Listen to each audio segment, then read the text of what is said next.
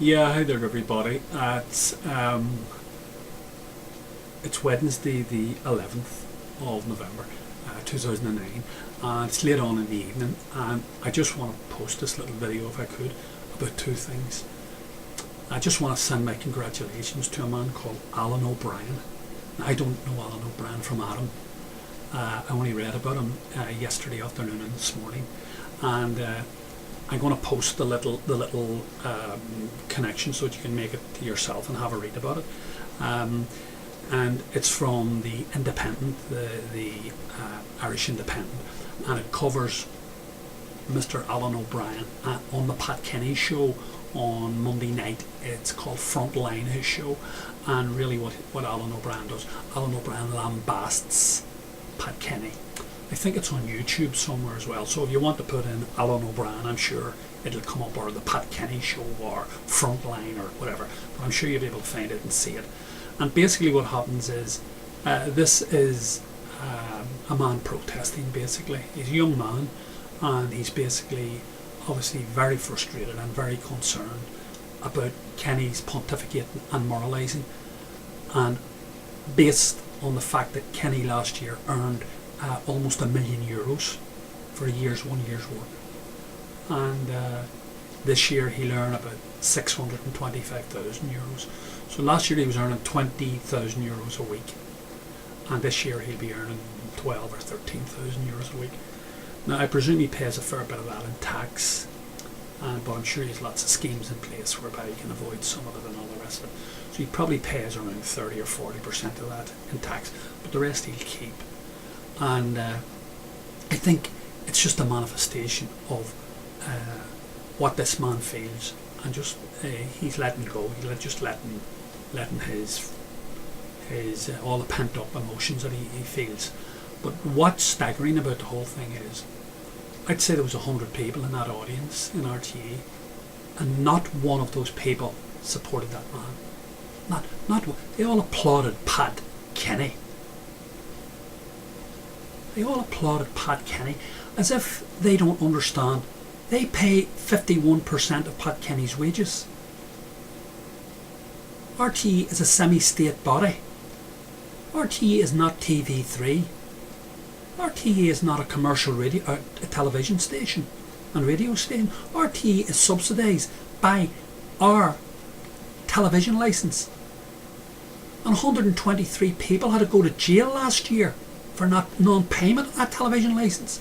So in order for Pat Kenny to get his €1 million or €960,000 last year, 123 of our citizens had to go to jail.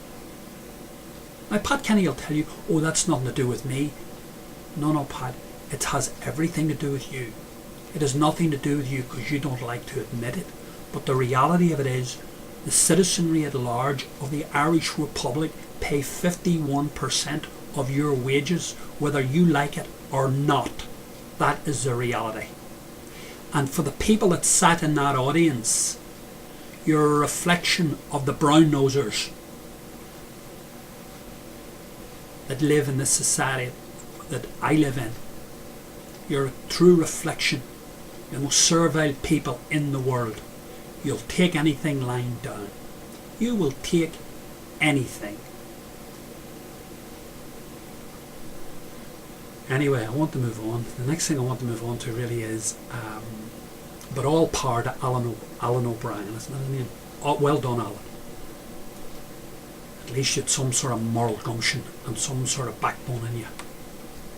But this will happen more and more and more as people become more aware and people become politicised. Yeah, the next thing I want to talk about, really, I can only talk about in a very, very small way, because really it requires a sort of a mini-series to deal with it. It requires maybe 4 or 5 or 6 video clips to deal with in a proper way, because it's such a huge subject and it's so very, very important in the context of the world that we live in today. And I really don't want to go into it too much. I'll just skirt on it and then finish it. And basically what it is, it's the ongoing report, which is now in the High Court, and which is a state-sponsored report into the goings-on of the Roman Catholic Church in the Diocese of Dublin. And what has happened is, we all know the background of this, obviously. This is all to do with paedophile priests and Christian brothers, and it basically involves the sodomizing of children and general GBH, grievous bodily harm, enacted on them on a daily basis. So, it'll relate to priests, Christian brothers and nuns.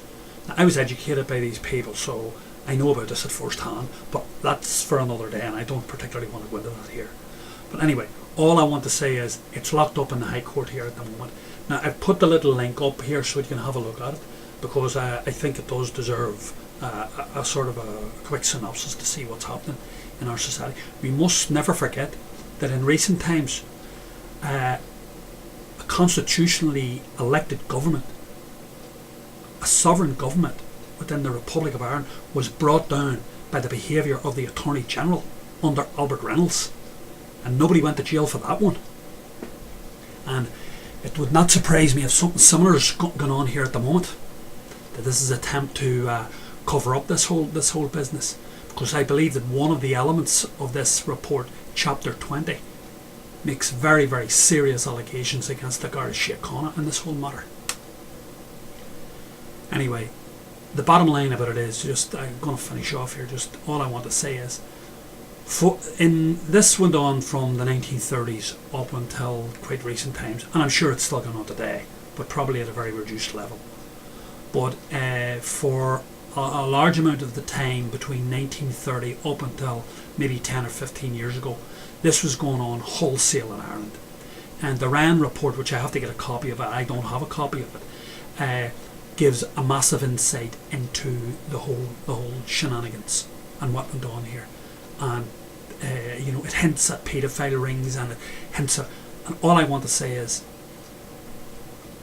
for crimes like this to go on at the level that they went on, and for the intensity they went on, and for the number of crimes that were committed, for it to go on, it had to have the support of the whole layers of establishment.